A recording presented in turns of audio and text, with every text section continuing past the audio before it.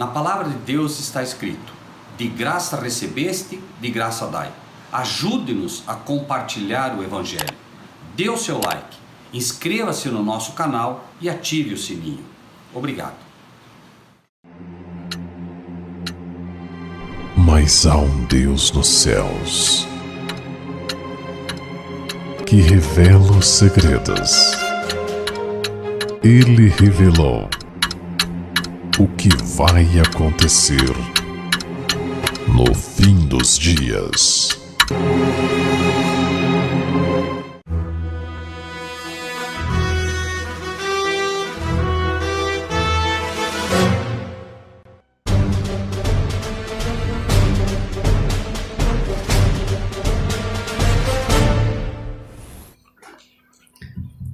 Amados irmãos e irmãs, por vezes nós nos preocupamos porque gostaríamos que houvessem muitas pessoas na igreja. Esse é sempre o nosso desejo, mas não devemos nos preocupar com isso, né? Aqueles que podem vir são abençoados, né? E aqueles que não podem vir, pelas razões que Deus o sabe, ainda assim os anjos de Deus estarão protegendo e cuidando de cada um deles, né? Eu quero convidá-los a abrir as vossas Bíblias no capítulo 7 de Lucas. Lucas, capítulo 7.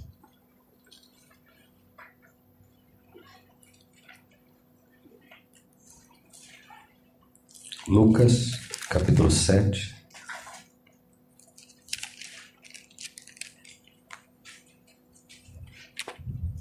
A partir do versículo 1. 7, 18. E os discípulos de João anunciaram-lhe todas essas coisas.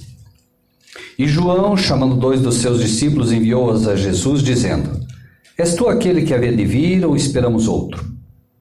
E quando aqueles homens chegaram junto dele, disseram: João Batista enviou-nos a perguntar: És tu aquele que havia de vir, ou esperamos outro? E na mesma hora curou muitos de enfermidades e males e espíritos maus, e deu vista a muitos cegos. Respondendo então Jesus, disse-lhes: Ide e anunciai a João o que tendes visto e ouvido.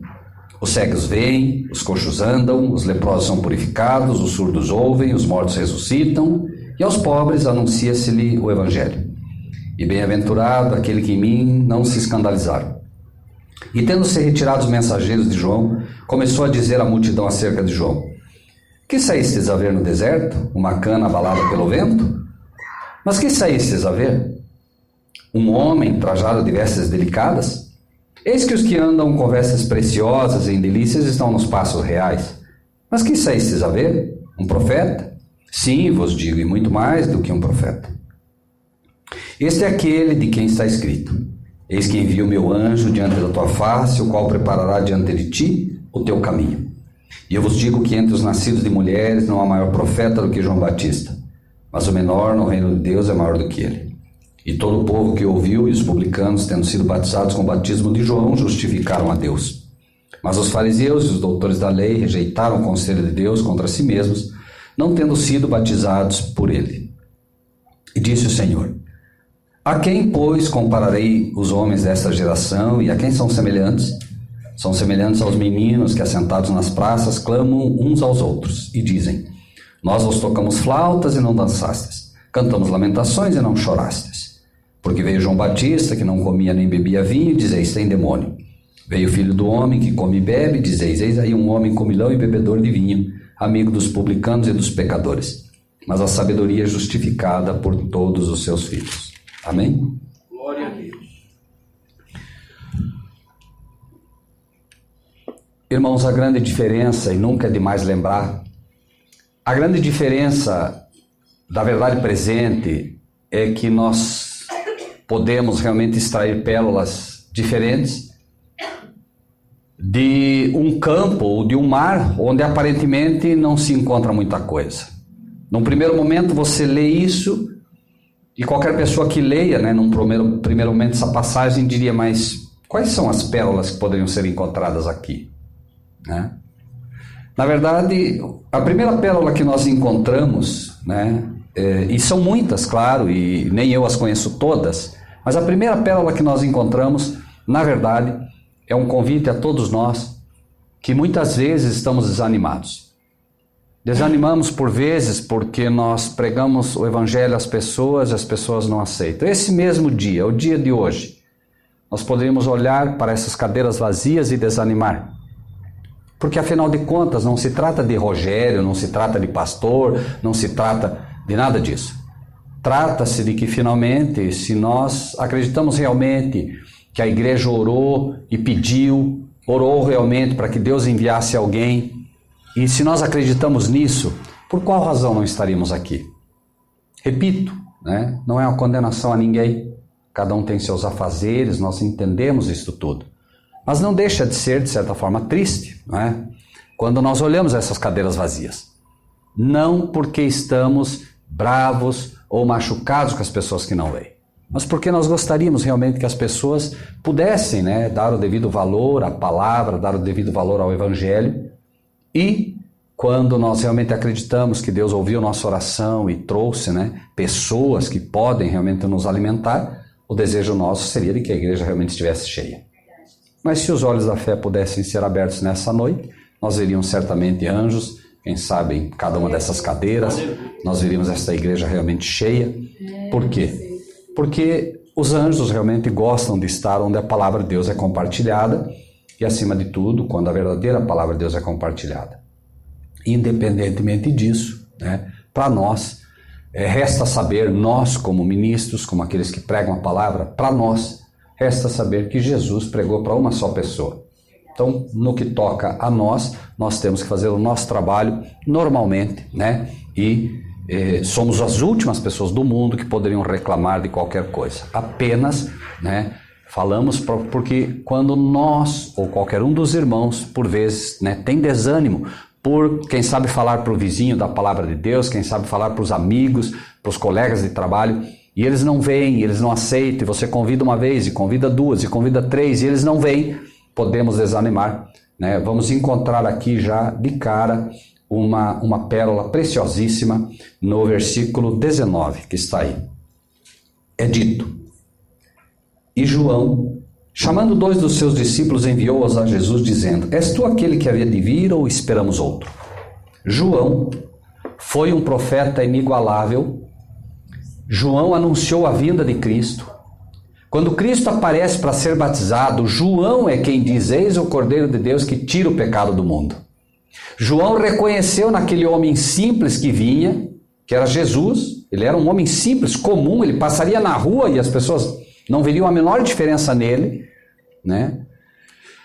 É claro que aqueles que, inspirados por Deus, aqueles que estivessem buscando, veriam diferença nele, mas não seria na forma dele. Não seria no rosto, não seria no corpo que veriam qualquer diferença. No entanto, João Batista, aquele mesmo que anunciou e que disse: Eis o Cordeiro de Deus que tira o pecado do mundo, aquele mesmo que teve os olhos espirituais abertos para entender que aquele era o Messias prometido, aquele que conseguiu divisar, né, por trás dos olhos físicos, pelos olhos da fé, que aquele que estava ali era aquele cordeirinho que tipificava, cada cordeirinho morto representava aquele que era o verdadeiro cordeiro, que agora morreria pelos pecados do mundo. Esse homem que foi quase que único para poder reconhecer, neste momento está completamente desanimado, triste, foi preso, né? Foi preso porque pregava a palavra de Deus, foi preso porque teve a coragem de falar a verdade, foi preso porque teve a coragem de desafiar o sistema, foi preso porque a mensagem dele era diferente de todos os pastores e teólogos da época, foi preso exatamente porque ousou fazer o que Deus lhe mandou. Independente do que as pessoas dissessem a ele, ele sabia que ele tinha uma missão. Podem ter certeza que muitos tentaram desanimá-lo. Muitos tentaram mostrar a ele que o que ele pregava não estava correto. Mas ele sabia que ele tinha uma ordem do céu e ele iria cumprir essa ordem até o fim. Porém, esse homem é preso, né, fazendo a vontade de Deus, e lá na prisão, dia após dia, sendo atacado pelo inimigo, chega uma hora que ele desanima. E ele não só desanima, mas nesse desânimo, ele começa a duvidar se Jesus era realmente o Messias prometido. E esse homem agora valoroso, né, a quem Deus amava e ama profundamente, ele chama os discípulos dele e diz: João, chamando 2 dos seus discípulos, enviou-os a Jesus dizendo: És tu aquele que havia de vir ou esperamos outro? Esse mesmo homem, repito, que com a fé inabalável até então havia dito: Eis o Cordeiro de Deus que tira o pecado do mundo, tem dúvidas agora se Cristo é realmente o Messias, se Jesus era realmente o Messias prometido. Por isso, nos dias que vem o desânimo, nos dias que vem a tristeza no teu coração, nos dias que você começa a olhar e ver tudo negro, não desanime, não desista. A tristeza é normal, ela faz parte da vida do cristão.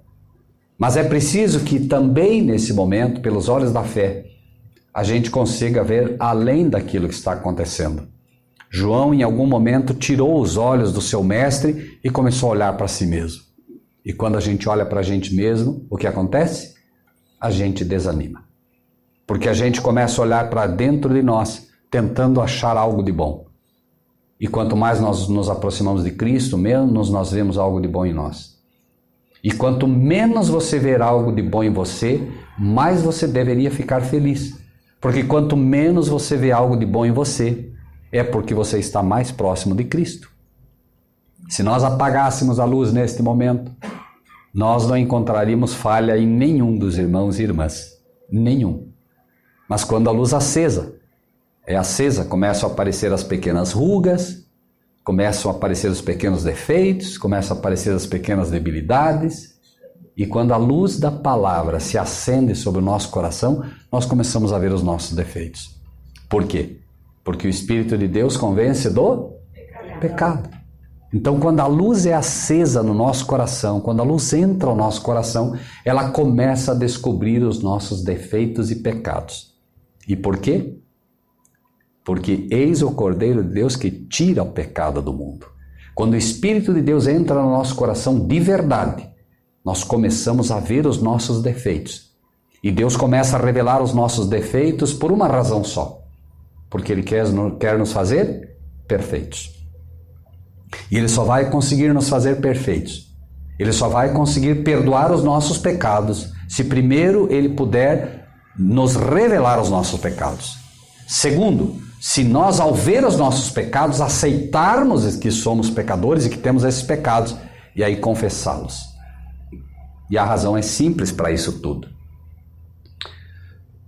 Você vai a um local que vende tecidos, e você chega nesse local e diz: olha, eu quero, não sei quanto seria, 2 metros, 2,5 metros para fazer um vestido. E você então escolhe esse tecido, compra, e quando você chega em casa, você comprou 2,5 metros de tecido. Quando você chega em casa, você vai conferir e veio só 1 metro. O que você faz? O que é que você faz? Como? Volta lá na loja. E faz o quê? E exige outro pedaço. E vai reclamar porque você quer o quê? Você comprou 2,5 metros. Quanto que você quer? Quando Jesus te comprou, Ele contou os teus pecados. Vamos arriscar um pouquinho aqui. A irmã Célia, 2 milhões de pecados. O Rogério, 3 milhões. A irmã, 1,5 milhão. A irmã, 1,8 milhão. Um monte de pecados. 5 mil da irmã, ótimo. Deus olha então, Cristo olha e diz assim: Senhor, a nossa irmãzinha tem 1,8 milhão pecados. Desde que ela nasceu até agora, 1,8 milhão. Quero comprar. E ele diz: quanto custa? Quanto custa para comprar a irmã Fernanda com todos os pecados dela? Eis o Cordeiro de Deus que... Eu quero levar os pecados dela, Senhor. Eu quero que sejam colocados sobre mim. Quanto custa, Pai? A tua vida. Custa a tua vida. Por esses pecados, ou ela morre, ou você. Senhor, eu morro no lugar dela. Quanto custa? Tua vida. Quantos pecados, Fernanda? 1,8 milhão. Agora, Cristo comprou a irmã Fernanda. Passa o tempo. E a irmã Fernanda agora está lá desanimada, triste.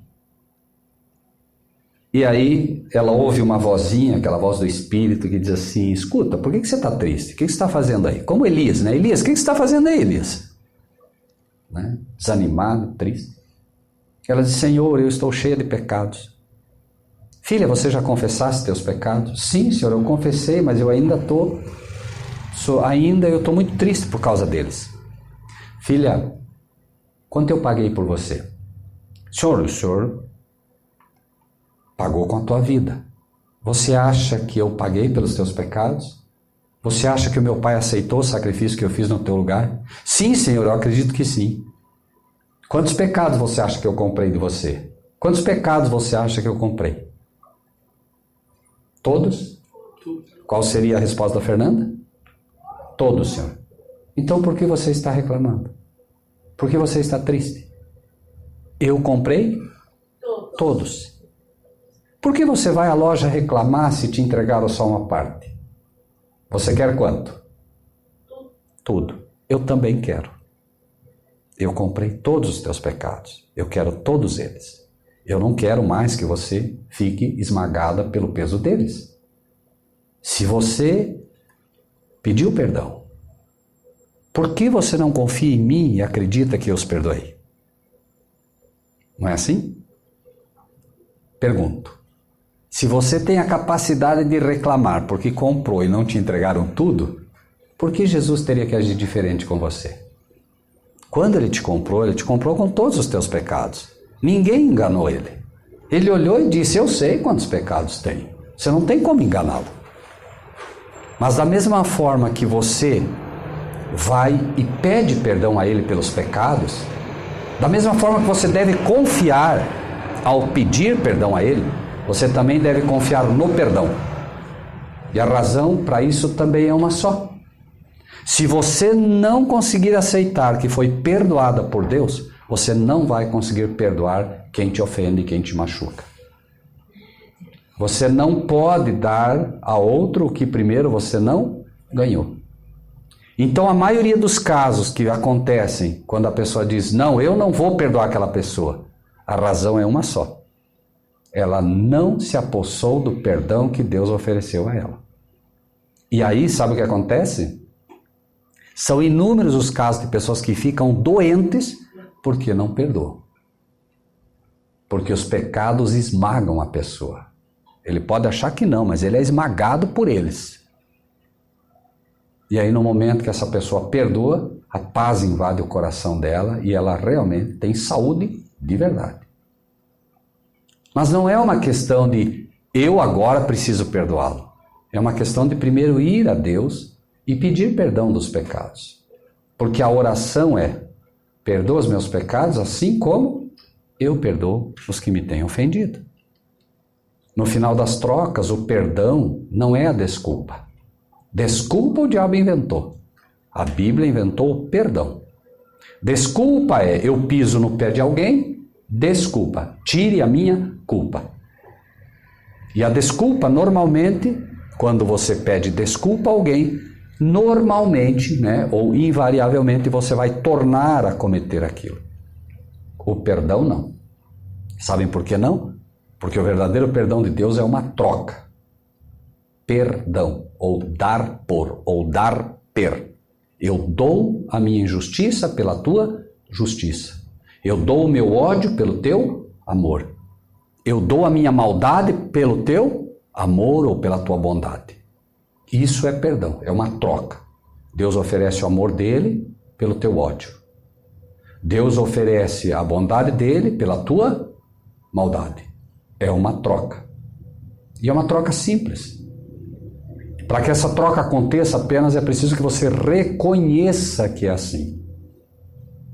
Nós o amamos porque ele nos amou primeiro. Primeiro vem o dom celestial. Primeiro ele oferece. Ele não te diz: olha, me dá que daí eu te dou. Não. Procure me conhecer. E a Bíblia diz, que nós fomos justificados, perdoados, sendo nós ainda pecadores. Ele não esperou. Ele simplesmente chegou e ofereceu. E aqui, obviamente, nós vemos que João chega ao momento então em que a fé dele é abalada. Senhor, és tu aquele que havia de vir ou vamos esperar outro? E quando aqueles homens chegaram junto dele, disseram: João Batista enviou-nos para perguntar-te: és tu aquele que havia de vir ou esperamos outro? Jesus então ouviu a pergunta, ou não? Sim. João pediu, eles foram e pediram. E na mesma hora, curou muitos de enfermidades, males, espíritos maus e deu vista a muitos cegos. Parem para pensar. Os discípulos agora estão desconfiados. Os discípulos de João estão desconfiados. Como é que o mestre deixou o nosso mestre lá preso? Como é que ele deixou o nosso mestre preso? Também eram vítimas das pregações da época de que quando você aceita a Cristo, nada mais vai te acontecer. Aceitou a Cristo, a tua empresa agora vai ganhar um monte de dinheiro. Aceitou a Cristo, não tem mais doença. Aceitou a Cristo, não tem mais problema. Eles eram vítimas já naquela época da teologia da prosperidade, da teologia do tudo vai bem quando você aceita Jesus. A paz que Cristo oferece não é a paz externa, não é a paz do mundo, é uma paz interior. É uma paz que não faz com que você se abale. E eles então chegam, e esses homens, obviamente, amavam a João Batista, e eles não entendiam. E esses homens, que eram os discípulos dele, com certeza, estavam, até porque no começo eles já estavam com ciúme de Jesus, lá no começo, quando eles viram que as pessoas iam para se batizar com Jesus. Eles chegaram e disseram: João Batista, aquele homem lá que tu batizaste, eis que as pessoas estão indo se batizar com ele, não vem mais contigo. E João Batista disse: não, mas como é que como é que o convidado não vai se alegrar com o noivo? João Batista ficava feliz, mas eles não entendiam. Aquela mesma guerra, eu sou do pastor Vanderlei, eu sou do pastor Vilmar, eu sou do pastor Rogério, eu sou do pastor tal, eu sou da igreja da congregação, eu sou da assembleia, eu sou dessa, eu sou daquela. Quando na verdade não existe, e nós não podemos ser assim. Todos temos que ser de quem? De Cristo, de Jesus. Se você realmente acha que é de uma igreja, eu não sei como é que vai ser quando essa igreja tiver que levar você para o céu. Eu não consigo ver que essa igreja aqui vai te levar para o céu. Eu consigo ver sim que a igreja é um instrumento para te levar a Cristo, certo? E muitas igrejas de hoje, infelizmente, são instrumentos para te afastar de Cristo. Usam o nome de Cristo, mas não te aproximam dele. Então a igreja, sim, ela deve ser uma bênção e um instrumento para levar as pessoas a Cristo. Se não fizer isso, porque a igreja em si, como pedras, não vai te levar. E aí, quando você se agarra à igreja, você tem problemas. Porque quem te garante que amanhã depois, você estando em qualquer igreja, você não vai cair porque o pastor arrumou uma confusão lá dentro, ou porque o ministro arrumou uma confusão, ou brigou com um membro. Nós precisamos confiar na palavra, porque é ela que nos mantém firmes. E eles haviam também sido enganados. Por isso eles chegam, criam todo esse problema, e eles próprios, em vez de fortalecer João Batista naquele momento, não conseguiam. Por quê? Porque não confiavam também que Cristo era aquele. Irmãos, imagine que alguém chegasse para o pastor Vanderlei e dissesse assim: Pastor Vanderlei, escuta, será que Jesus era mesmo o Messias que estava sendo prometido no Velho Testamento? O que o irmão teria que dizer? O que o pastor teria que dizer? Sim, com certeza. Você quer ver? Vou te mostrar pela Bíblia que era. Mas esses homens não tinham essa convicção. E aí quando veio o desânimo de João Batista, que eles poderiam tê-lo fortalecido, dizem: mas João, com certeza ele é o Messias, ele é o prometido. Não veio outro não, ele é. Ele é o próprio. Claro, você não lembra, você disse: eis o Cordeiro de Deus que tira o pecado do mundo. Olha os milagres que ele fez, olha tudo que ele fez. Você não podia estar com dúvidas agora, João Batista. Não, vamos orar, vamos nos fortalecer aqui como irmãos. Mas não fizeram isso. Eles foram lá perguntar mesmo. Os irmãos os irmãos, eles estão na igreja para nos fortalecer, não para dar vazão à nossa dúvida.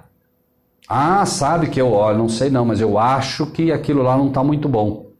Realmente, eu acho que não está muito bom mesmo, irmã Fernanda. Nós precisamos fortalecer. A pessoa está fraca na fé, ajudar o que está enfermo na fé. Não é para alimentar a enfermidade dele, não é para enfraquecer ele mais ainda. Para isso, né, nós como irmãos fomos chamados. Isso é o nosso papel. Né? E então, olha que interessante. Vocês acreditam que Jesus amava João Batista? Sim ou não? Sim. Porém, imagine a seguinte situação.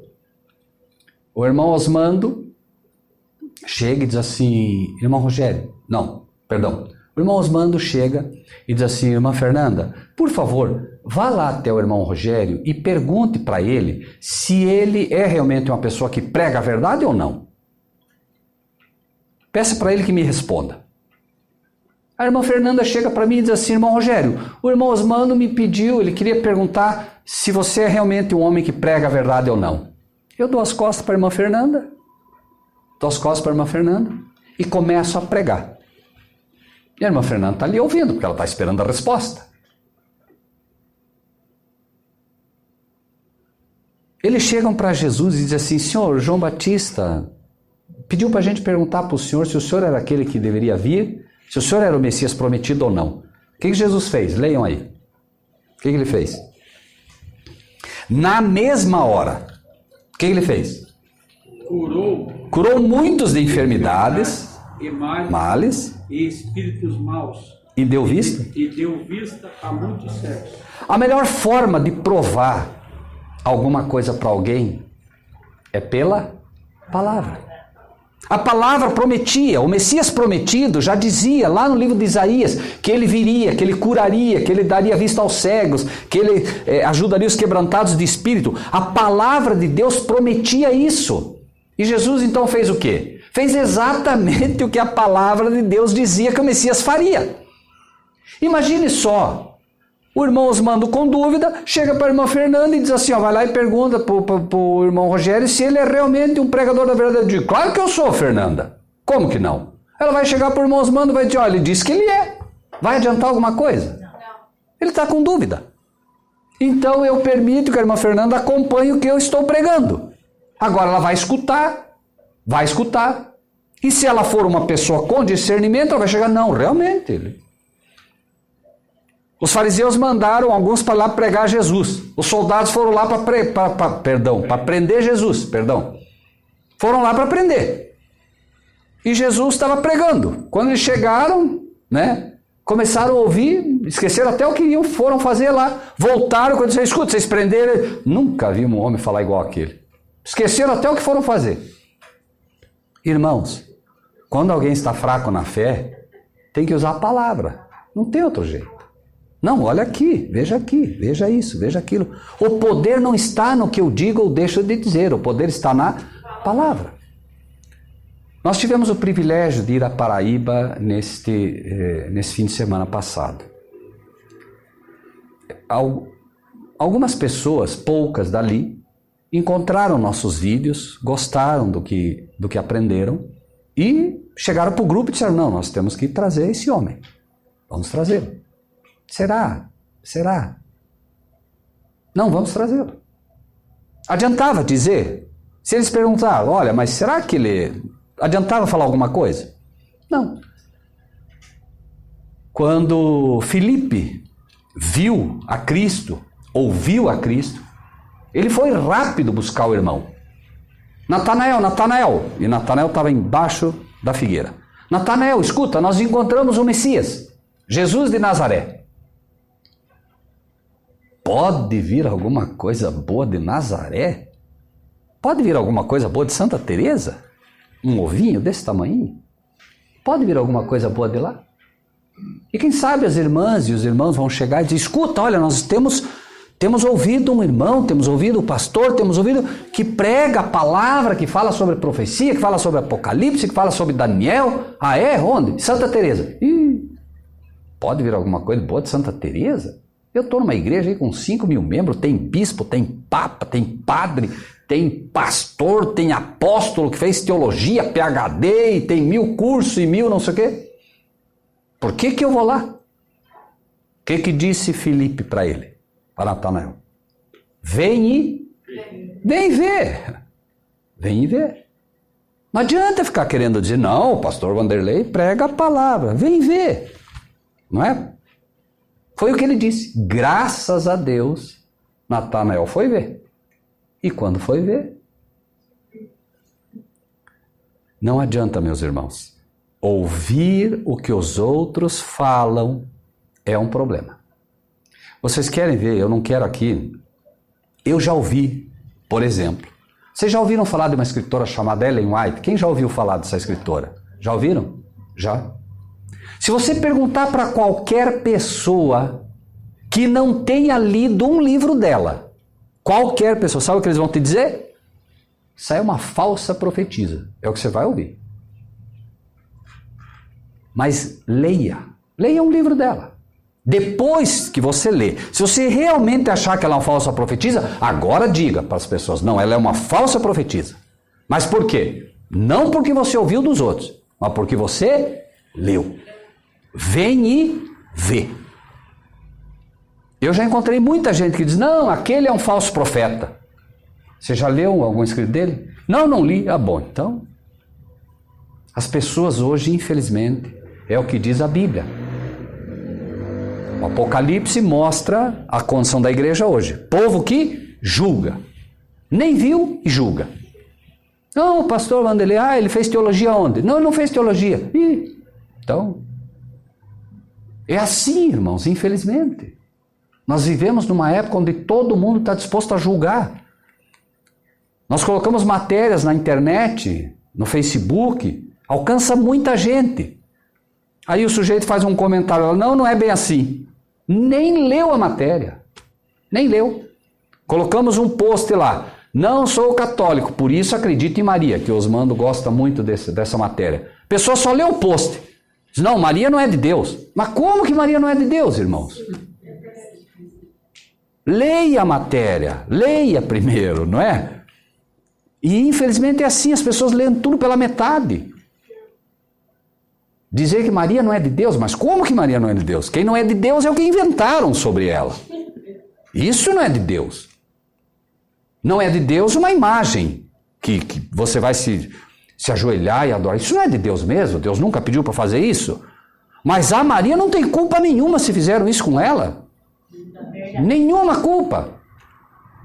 Um dia no céu você vai abrir Maria, você vai dar um abraço em Maria, vai dar um abraço em Maria, porque você vai encontrar ela lá. E você vai dizer assim, Maria, aquelas imagens todas, eu não estou sabendo nada disso. Nem é comigo isso. Não sei. Irmãos, só que tem gente, claro, não vai acontecer, mas tem gente que se conseguisse dar um pulo no céu, né? E por alguma razão não visse Maria lá, ele voltaria dizendo, não, realmente Maria é do diabo mesmo, porque ela não está lá. Falta de conhecer. Maria está aguardando na sepultura, está lá esperando, como todo mundo. Quando Cristo vier ressuscitá-la, agora ela vai com Cristo. Mas o erro é tão grande que, infelizmente... Então Jesus simplesmente faz o quê? Ele vai provar que ele é o Messias, mas não vai provar falando. Ele vai provar como? Fazendo. Como é que as pessoas podem saber que você é um cristão de verdade? Falando? Como? Fazendo. Obedecendo, testemunhando. Essa é a forma de provar que nós realmente somos filhos e filhas de Deus. Não vai ser falando. A pregação é boa, a instrução é boa, né? Nós precisamos pregar, a palavra de Deus diz, né? Como se não há quem pregue? Como é que vão ouvir a palavra se não há quem pregue? Né? Mas o cristão, ele tem que ter testemunho. Eu me lembro, por exemplo, me permito apenas dizer porque, né, aqui a gente já falou alguma coisa do sábado, a pedido dos irmãos. Eu me lembro, por exemplo, de uma irmã adventista na época.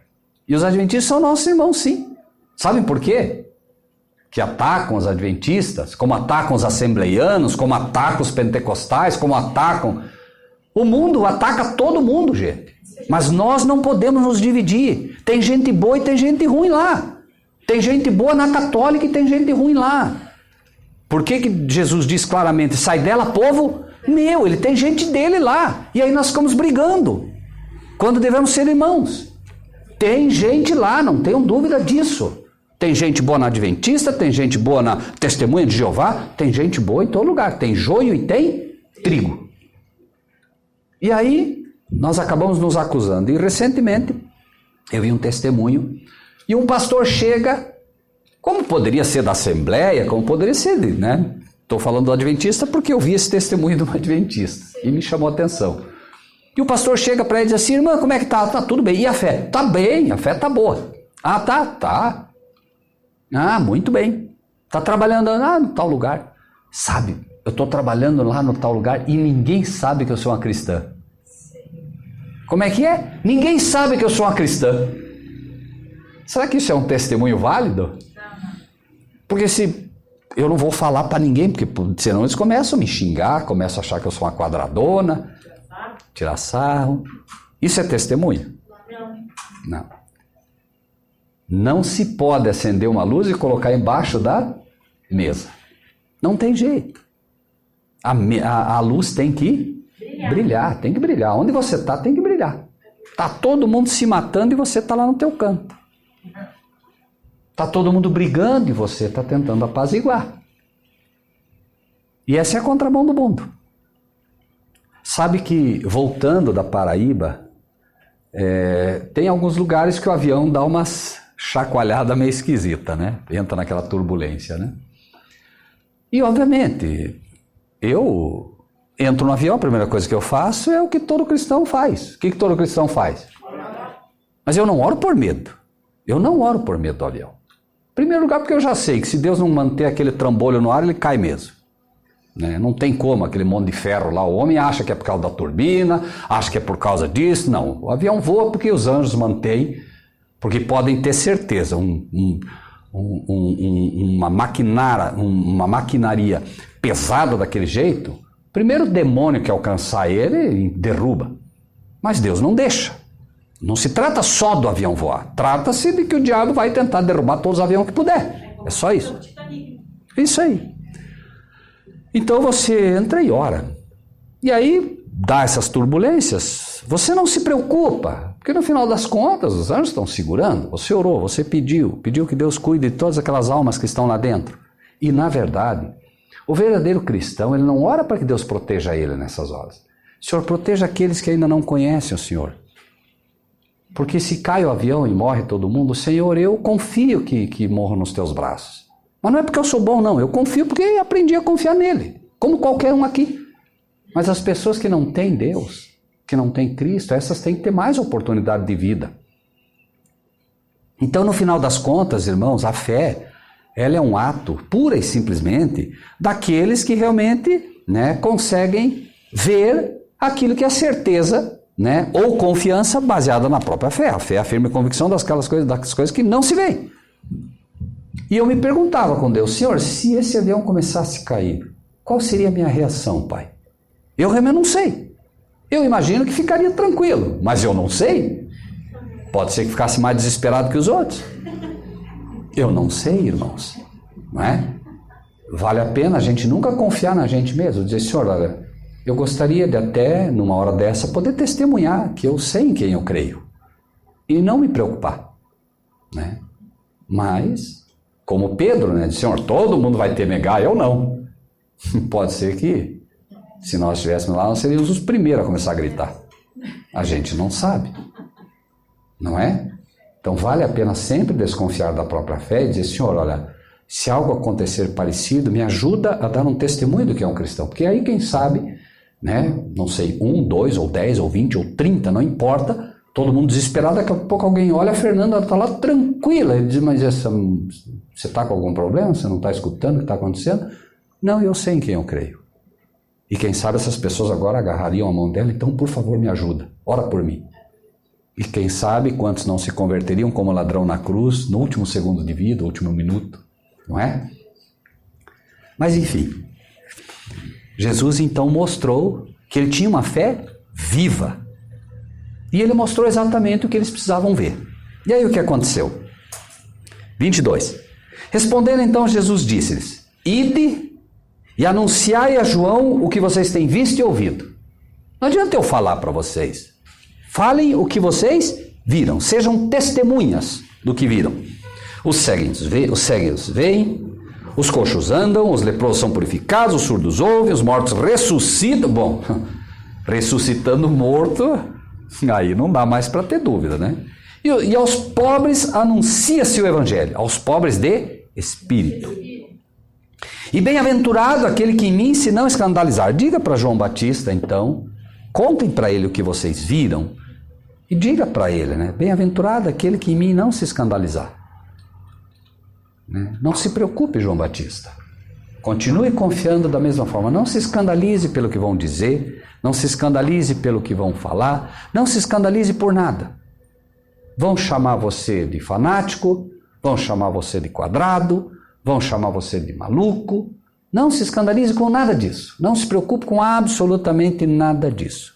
Continue firme na fé. O meu galardão está comigo. O que mais?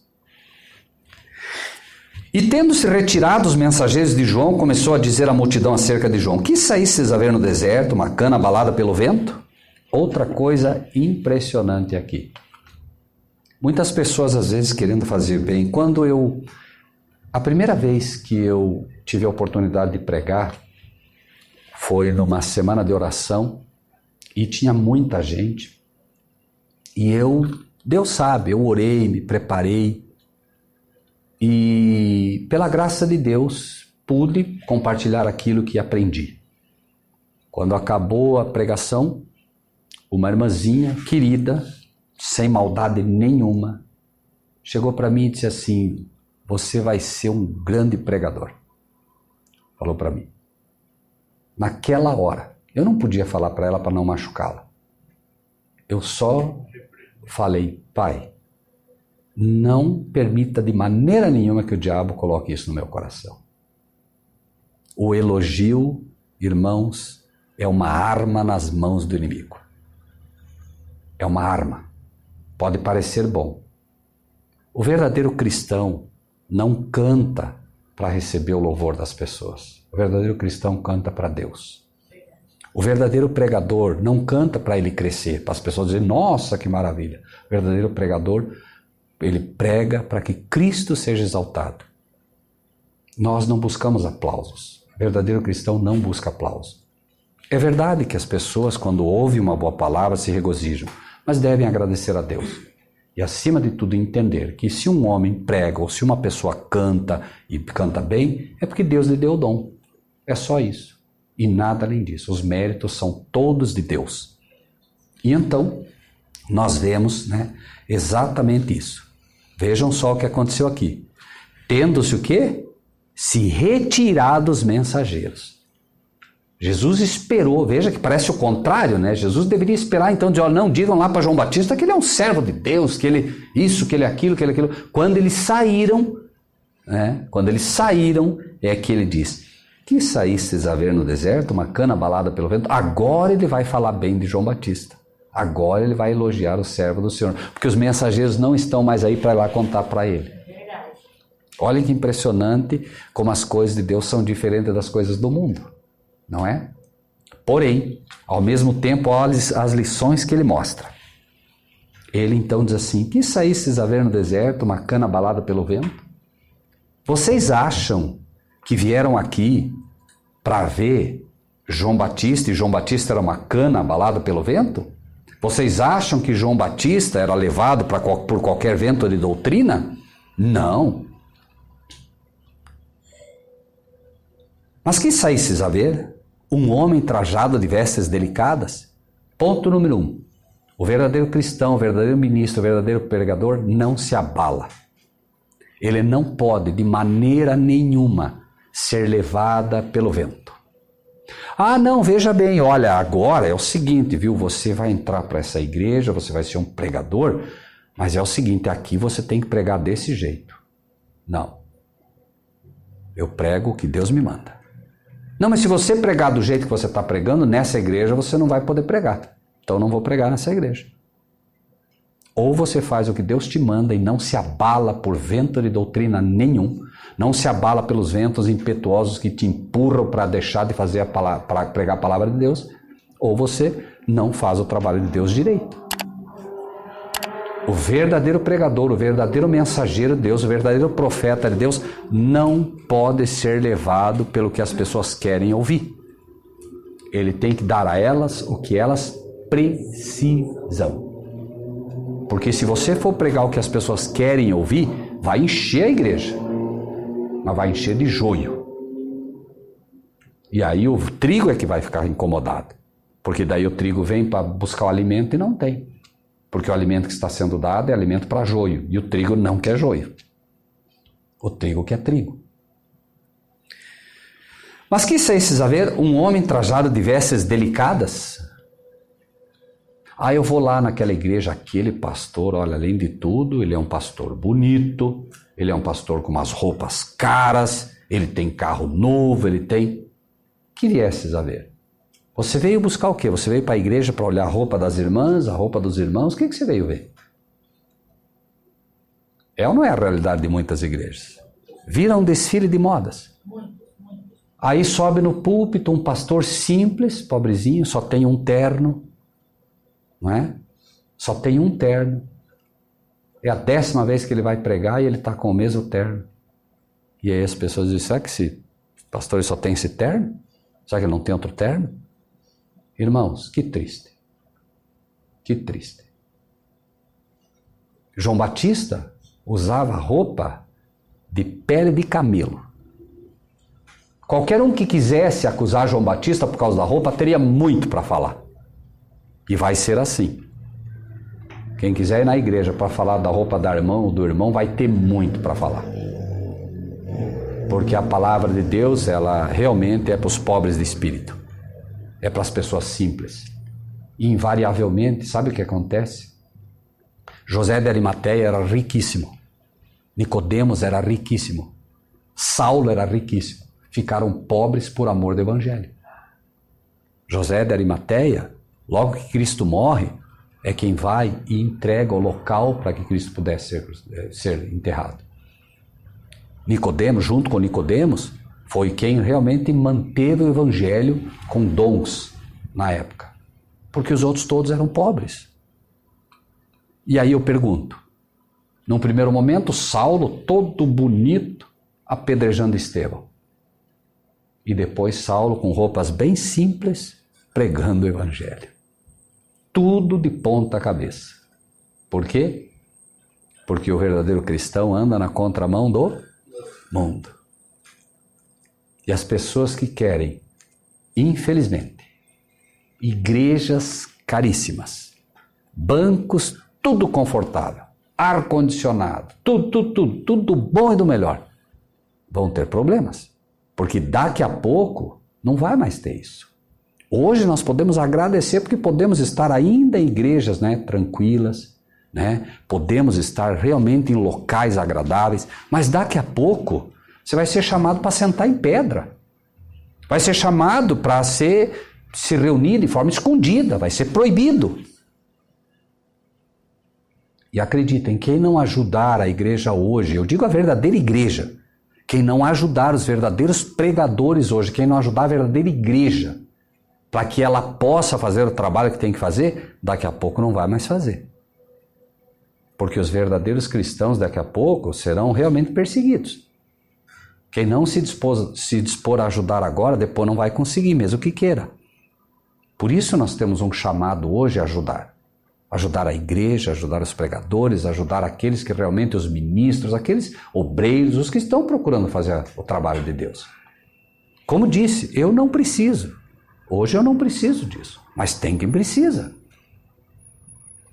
Não é? O pastor Vilmar, eu sei que está com dificuldades. Não sei se a igreja sabe.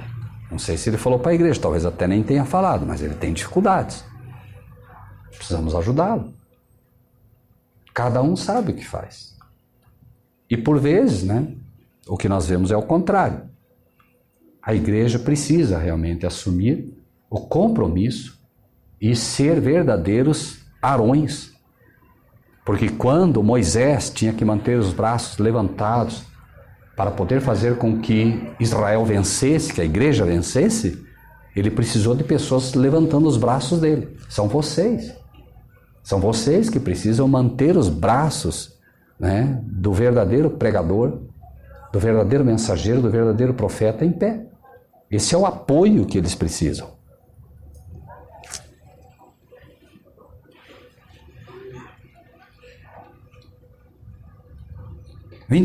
Mas que saístes a ver um homem trajado de vestes delicadas? Eis que os que andam com vestes preciosas em delícias estão nos passos reais. Quem está no bom e do melhor, está nos palácios. Não está nas igrejas. As verdadeiras igrejas, onde se prega a verdade, é feita de pessoas simples. Mas infelizmente tem muita igreja achando que é palácio. Estão se vestindo como reis, se comportando como reis, como súditos da realeza. E aí vem o problema. A igreja linda e maravilhosa e os membros sepulcros caiados. As pessoas que deveriam ser o templo do Deus vivo, cheias do Espírito, estão infelizmente tomadas por demônios. Mas a igreja está muito bonita. Não há problema nenhum em ter uma igreja bonita. O problema, irmãos, é quando a igreja rouba o coração do povo. Sim, sejam francos. Precisa uma igreja melhor do que essa? Não. Agora, claro, está se construindo uma igreja aqui. Qual é o objetivo de ter uma igreja maior? Poder receber mais irmãos. Esse tem que ser o objetivo. Agora, no momento que nós começamos a encher a igreja de ouro, começamos a encher... Irmãos, nós perdemos o sentido do que é a missão. Amém que essa igreja aqui nos domingos, né, e outros dias tem muito mais gente. Então, constrói-se uma igreja maior para receber mais gente. Mas se nós perdermos a noção disso, irmãos, e esquecermos que a verdadeira igreja, que somos nós, tem que ser mais bonita do que a igreja feita de pedra, nós realmente invertemos a situação. E aí vem o problema. E aí nós vemos hoje igrejas com milhares de pessoas lá dentro. Tudo morto. E você ouve 10 minutos aquilo e não consegue mais ouvir. Porque você sabe que são ovelhas que estão sendo tosqueadas, né? 26. Mas que saístes a ver um profeta? Sim, vos digo, muito mais do que profeta. Este é aquele de quem está escrito: eis que envio o meu anjo diante da tua face, o qual preparará diante de ti o teu caminho.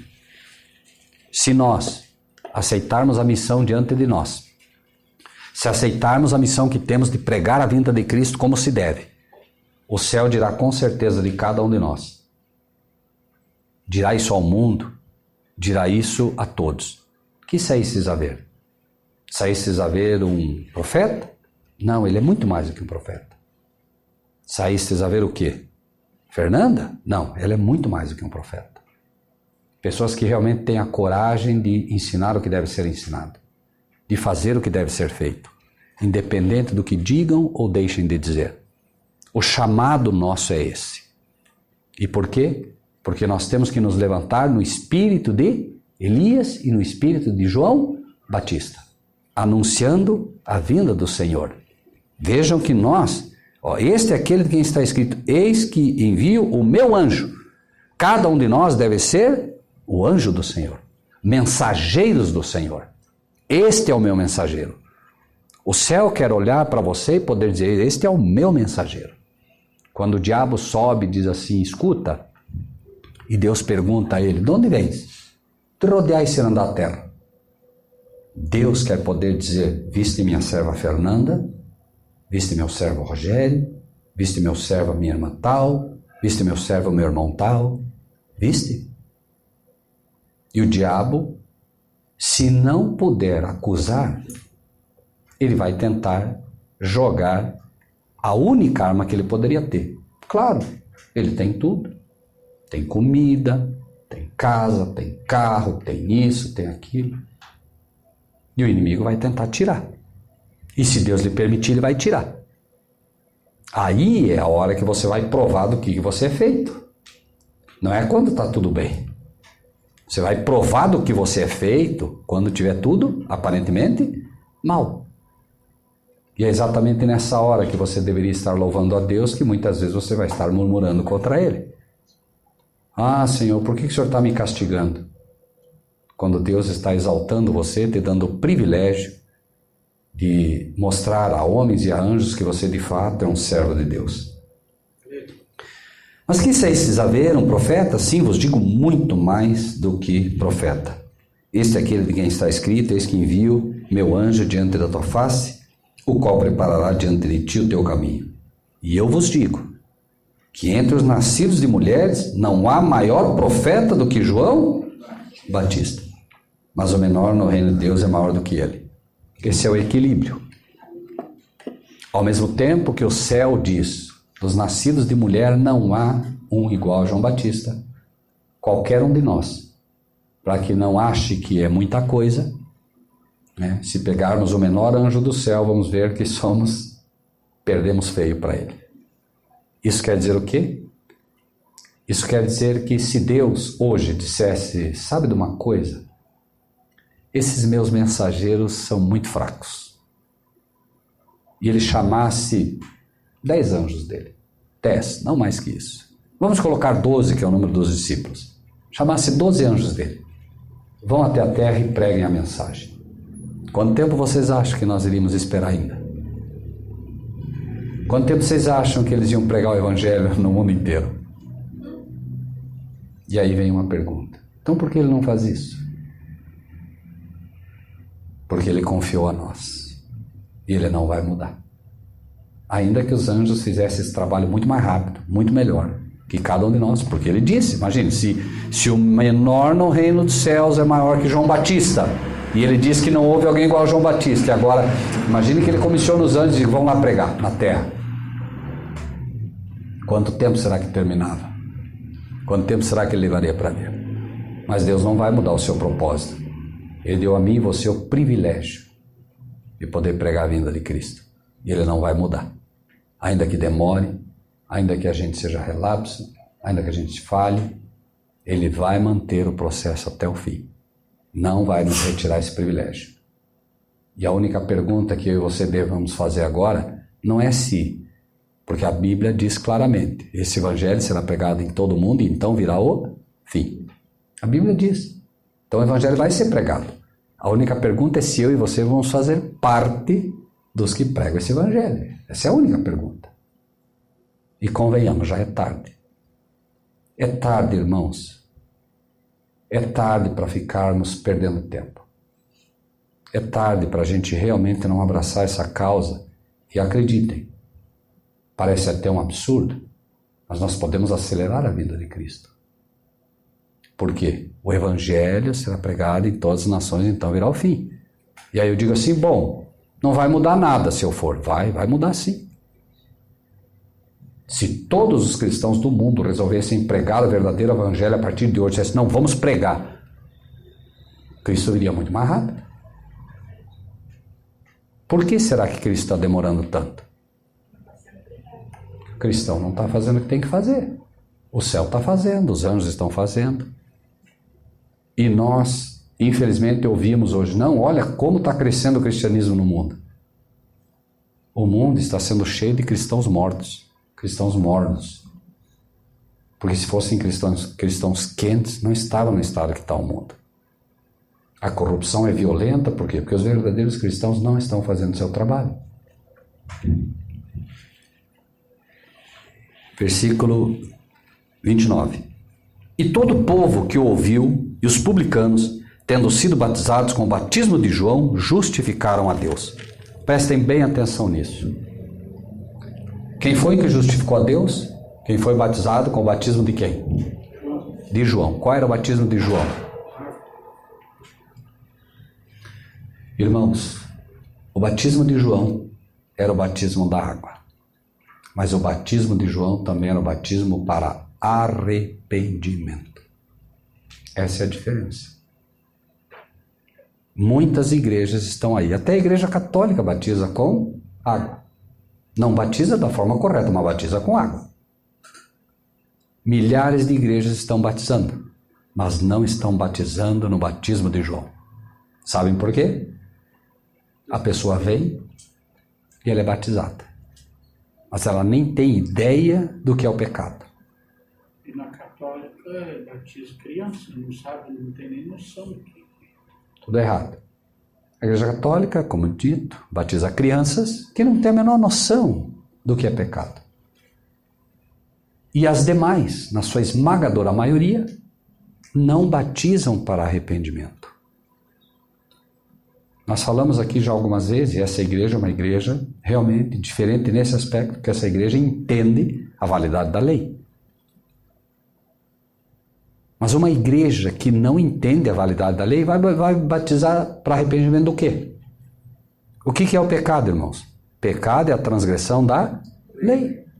Aí as pessoas entram na igreja, o pastor diz para ela que a lei não está mais em vigor, que agora é o tempo da graça, a lei já foi, ficou no passado. Como é que a pessoa vai se batizar com arrependimento? Se arrepender de quê? Porque a pessoa chega e diz, não, eu não mato, não roubo, não faço isso, não faço aquilo, aí ninguém ensina para ela que a lei está em vigor. E o apóstolo Paulo diz o quê? O apóstolo Paulo diz, de forma muito taxativa, eu não conheceria a cobiça se a lei não me dissesse. O que foi que Deus usou, o que foi que o Espírito Santo usou para mostrar para Paulo que ele era cobiçoso? A lei. A lei que diz não roubarás, não furtarás. Aí ele viu que era cobiçoso. A pessoa só pode receber o batismo do arrependimento quando ela realmente acredita e aprende que a lei de Deus está em vigor. O Espírito Santo convence de pecado. Mas aí o Espírito de Deus diz assim para a irmã, irmã, você é uma pecadora. Um exemplo. E a irmã diz assim, sim, eu sou. Senhor, mas por que eu sou pecadora? Porque você transgrediu a lei. O que é pecado? Pecado é tudo que eu faço de ruim é pecado. Mas não é isso que a Bíblia diz. Não é isso que é pecado. Claro que tudo que você faz de ruim é ruim, mas nem tudo que você faz de ruim é pecado. Como assim? Porque você imagina que uma coisa é ruim quando pode não ser. E imagina que uma coisa é boa quando não é. Um exemplo simples. Você acha que o católico adora imagens por quê? Porque ele pensa que é bom. E é bom? Não, é pecado. Ou não é pecado? Pois bem. Mas ele acha que é bom. Entende? Porque digo que às vezes uma coisa que parece boa não é, e uma coisa que parece ruim não é. É assim. Às vezes nós fazemos algo para ajudar alguém. Podemos imaginar que fizemos mal. E pode ser que foi bom. Um exemplo simples. O fariseu, o doutor da lei, estava indo para o culto. E ele passou por um samaritano. O samaritano estava lá morrendo. Não, eu tenho que ir para o culto. É bom ir para o culto, não é? É bom. Mas naquela hora era ruim. Por quê? Ele tinha que parar e socorrer o samaritano. Não é? Sim ou não? Claro. Ele tinha uma boa desculpa, não tinha? Mas não era aquela hora que era para fazer aquilo. O verdadeiro coração, né, saberia o que é bom.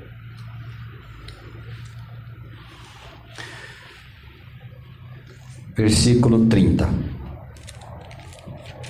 Mas os fariseus e os doutores da lei rejeitaram o conselho de Deus contra si mesmos, não tendo sido batizados por ele. Alguma novidade? O povo simples foi, os pastores simples foram, mas os fariseus e os doutores da lei, não. Eu fiz teologia, tenho PhD em divindade, tenho doutorado em Bíblia. E aí vem um João Batista, aí um Zé Ninguém, que não estudou nada, que não sabe nada, e eu vou me batizar com ele? Não, de jeito nenhum, capaz. Capaz que Deus ia ensinar ele, não ia ensinar a mim? Por favor. Eu tenho título, está aqui meu título, ó, doutor em divindade. Irmãos, não se enganem. E os pastores das igrejinhas pequenas como essas vão numa igreja enorme daquela para pregar? Não, não pode. Não pode, não tem doutorado, não tem. especialização em divindade. Como é que vai pregar? Vocês acham realmente que João Batista poderia pregar em uma igreja grande hoje? O que vocês acham? Não. E Jesus? Claro que não. Não tinha. Disseram de Jesus: como sabe esse letra nós tendo aprendido? Onde é que ele fez faculdade? Entende, irmão? Não é ruim a faculdade. Não estou falando que é ruim, não. Mas se você primeiro não for um convertido, você está morto. Porque aí vão te ensinar evolução, vão te ensinar que Deus não existe, e você não tem uma base, vai cair. É inúmero o número de jovens, hoje, que foram para a faculdade e se perderam, criados num lar cristão. E assim, né, irmãos, eu já vi, por exemplo, pessoas... É aquela história, né? Quando você quer beber e não quer que as pessoas te digam que beber é ruim, você vai achar um texto bíblico que diga que você pode beber. E se bobear, vai encontrar um texto bíblico que diga que você pode fumar. E assim vai. Cada um vai encontrar o que quer. Quando a pessoa não quer ser inspirada por Deus e não quer abandonar o pecado, ela acha mesmo qualquer coisa. E por que isso? Porque a Bíblia diz: aqueles que não amaram a verdade, Deus lhes envia a operação do erro. Para quê? Para que creiam na mentira. Então, no final das contas, você vai tentar mostrar para a pessoa perda de tempo. Ele crê na mentira, você vai perder teu tempo. Você chegou para uma pessoa, tentou falar para ele uma, duas vezes, ele diz: não sei o quê. Não perca mais tempo. O que você pode fazer por ele é uma coisa só. Qual é? Orar, só. Só, porque aquele coração está duro. Você tentar colocar uma semente numa terra seca, vai dar o quê? Só vai perder a semente. É jogar pérola aos porcos. Ah, mas não pode chamar eles de porco. Não estou chamando ninguém de porco. Ninguém está chamando. O porco tem culpa de sujar pérola? Nenhuma. Ele não sabe o que é a pérola. Você joga a pérola lá, ele vai sujar, porque ele está num lugar sujo. Mas ele não tem culpa disso. Deus não está culpando o sujeito por não dar valor à Bíblia. Mas é um fato que se ele não amar a verdade, se ele veio, conheceu, esteve num lar cristão, conheceu de verdade, e depois abandona, ele começa a crer no erro.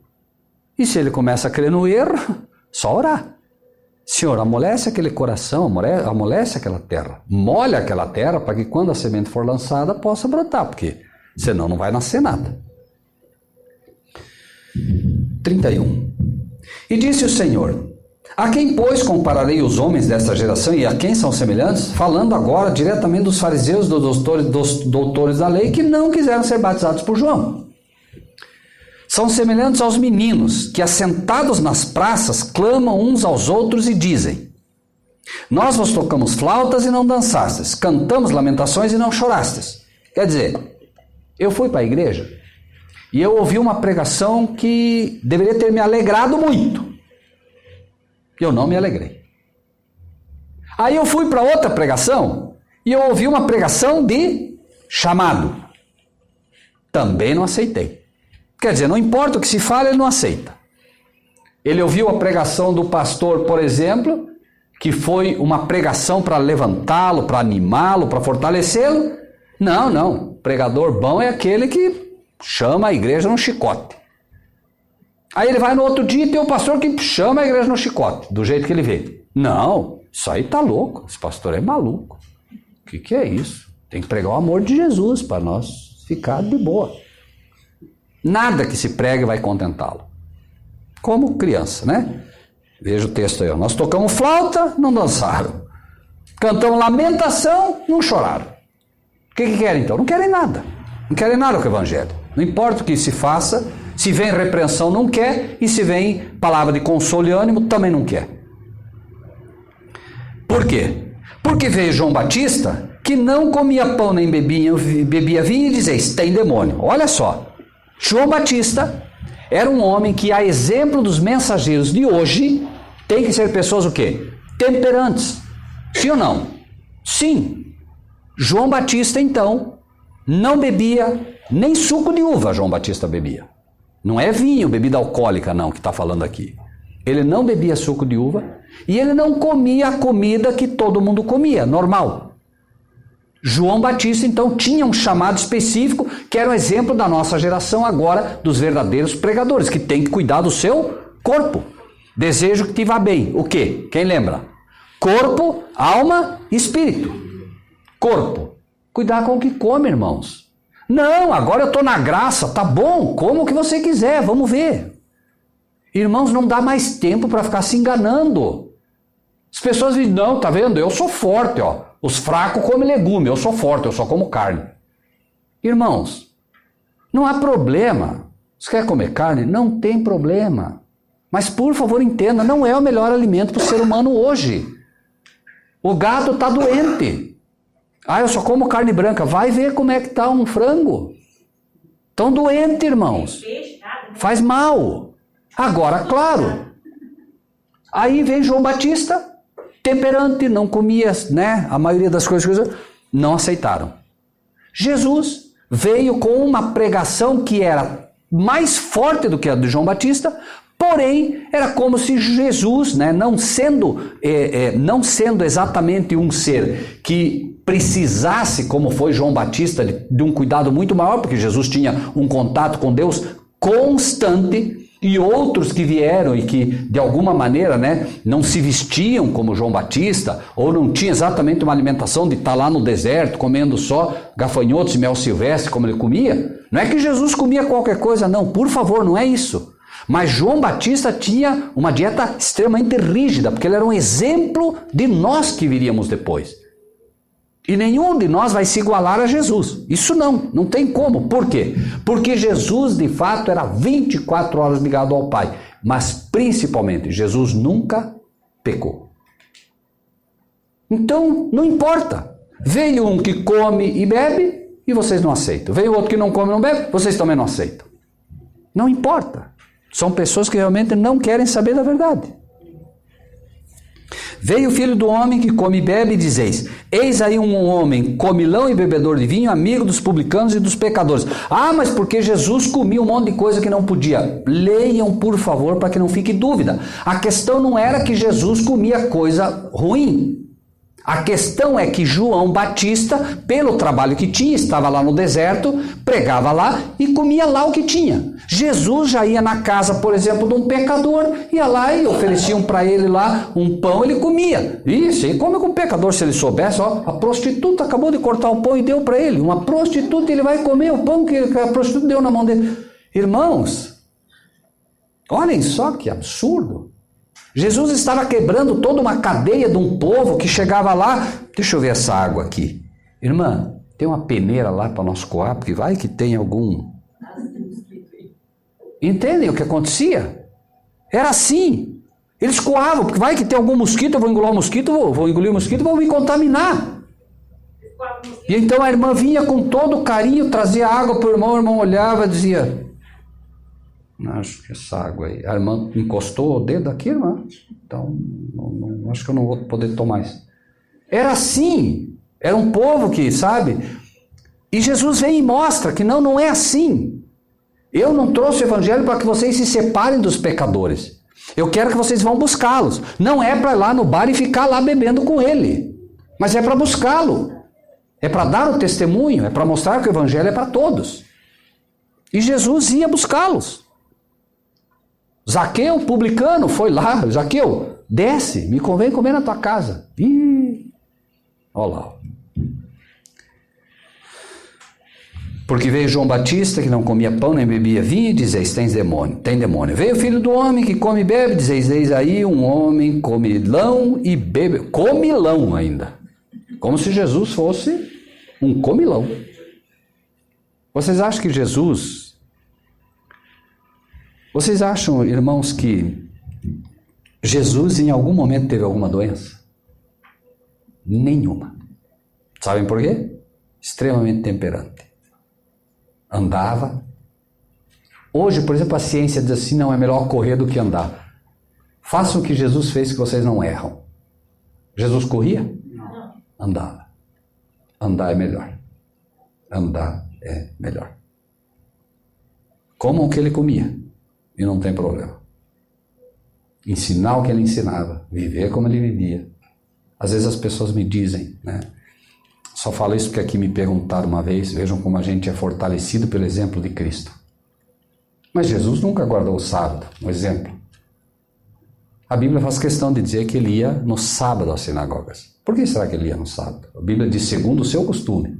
Jesus tinha costume ruim? Não. O que ele fazia tudo era perfeito. Ele ia no sábado porque sabia que o sábado era o dia perfeito para isso. Pode ir na quinta, na quarta, pode, o dia que quiser. Mas o sábado é o dia perfeito. Foi num dia de sábado que João recebeu a luz do Apocalipse. No dia do Senhor. Então, a gente vai devagarinho aprendendo com o exemplo dele, né? E finalizando. Veio o Filho do Homem que come e bebe, dizeis, eis aí um homem comilão e bebedor de vinho, amigo dos publicanos e dos pecadores. Mas a sabedoria é justificada por todos os seus filhos. O que é a sabedoria? Quem lembra? O princípio da sabedoria é o temor de Deus. A sabedoria vai ser justificada por todos os verdadeiros filhos de Deus. Todos os verdadeiros filhos de Deus são sábios. Por quê? Porque o começo, o início, o princípio da sabedoria é o temor de Deus. E o que é o temor de Deus? A Bíblia diz também: teme a Deus e guarda os seus mandamentos. Porque isso é dever. O que é dever? É algo que se deve fazer. Dever de todo homem. E, obviamente, todo homem e mulher cristãos. Amém? Amém. Deus seja louvado. Gratos pela paciência. E que Deus, de fato, possa nos ensinar, irmãos, que a cada dia, cada um de nós pode justificar a Deus através da sabedoria que Ele próprio nos dá. Amém? Amém. Na palavra de Deus está escrito que nós devemos compartilhar o que recebemos. Assim, se você gostou desse vídeo, dê o seu like, inscreva-se no nosso canal e ative o sininho.